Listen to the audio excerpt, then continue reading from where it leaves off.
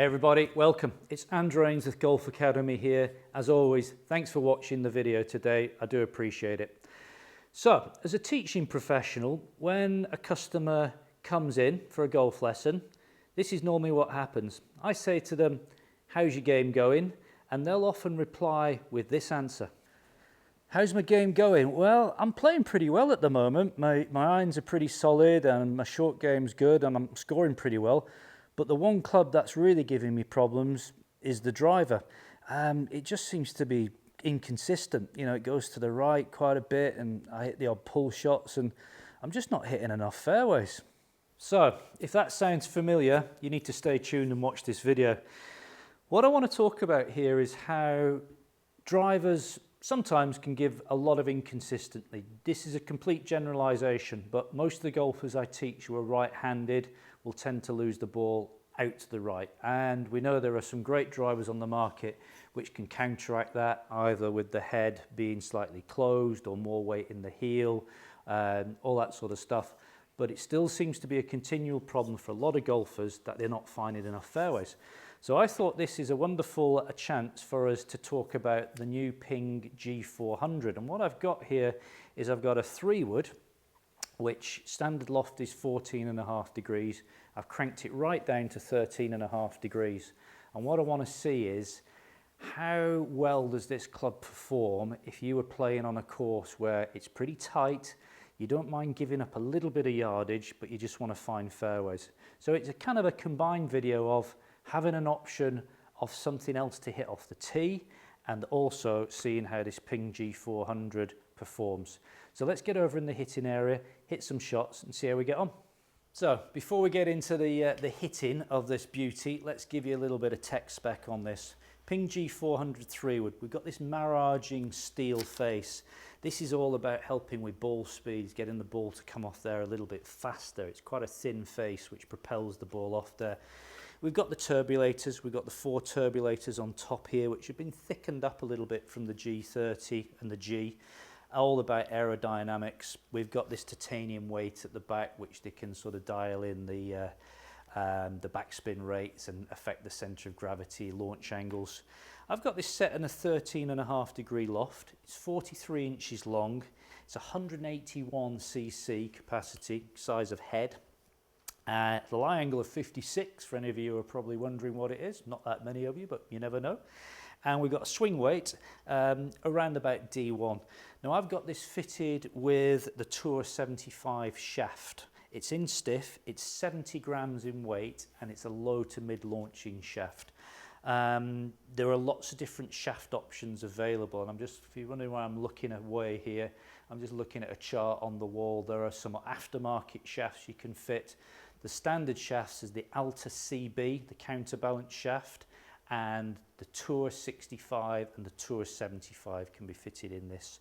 But with lots of other customized shafts can go in there, but you will pay extra for it. So without further ado, let's get the GC2 set up, let's hit some shots and let's see the numbers on this. Okay, let's go.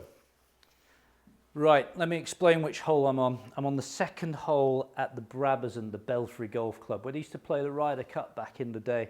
It's a tight little hole. It's only 363 yards long. We've got trees right and left. We've got bunkers up the left. It's a 3-wood all day long for me, this one. Let's hit some, see what we get. This G400 behind the ball, it does look super good. Not a bad strike, might just pick up the left-hand first cut. Just missed fairway, but it's okay. Let's have a look at the numbers on that. I looked about right for distance for me. So we've got the 101 miles an hour club speed, launch angle a little bit low. I'm a low ball launcher, as you know. Backspin around about 4,100, a 221 carry, predicted run out of 233. Did pitch in the first cut, so it sort of killed the bounce a little bit. But very safe. I mean, it's 12 yards off centre, so quite a tight landing area that. In fact, I think I've got to start this a little bit more up the right. Fairway opens up a bit more over there. Let's try and start one a little bit further right, shall we? Bit off the bottom there, but we found fairway. That's perfect, folks, perfect. Wasn't even particularly good strike, but that's done really well, hasn't it? Now, very interesting. Let's bring up some numbers. It's a real bottom strike. So the launch angle here, now you can see the strike right down in the bottom. Launch angle of 8.5. Pretty impressively low, isn't it? 104 club speed, nearly 105. 231 carry, giving me a predicted run out of 253. 3,600 revs of backspin. Me personally, there's certain golf courses where I wouldn't even put a driver in the bag some days. If you're playing fairly short course and it's tight, you know, 253 off the tee for me will do me.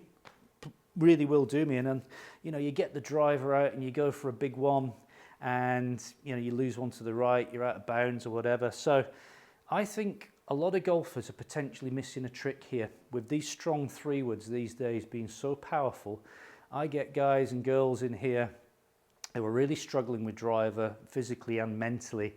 And I say to them, look, just have a break for a little while, put your 3-wood in the bag, we get on the launch monitor, we hit the 3-wood, and they're not that far behind where they're hitting driver because they're getting some spin off the ball. You know, they're keeping the ball in play and just enjoying the golf more. So that's the take on it. What do we think of this G400 3-wood with this tour shaft in? Really good. Very, very powerful.